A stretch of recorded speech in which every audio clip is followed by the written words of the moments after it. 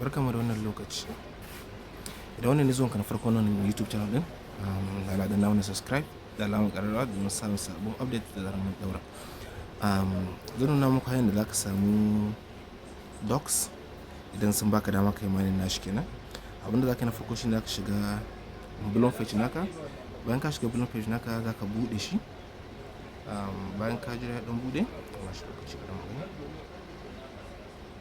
Yauwa bayan ka jira ya bude sai ka danna wallet naka.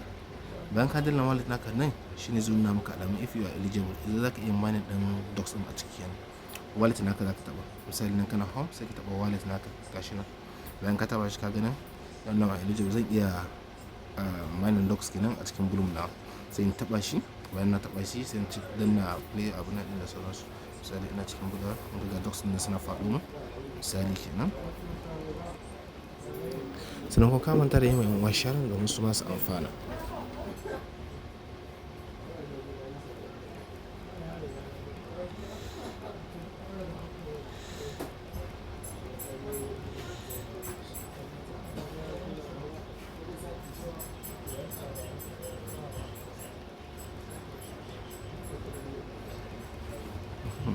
Wannan shi masha Allah. Fatan mu dai shine Allah ya samu dace, Allah ya samu da muke nema mu samu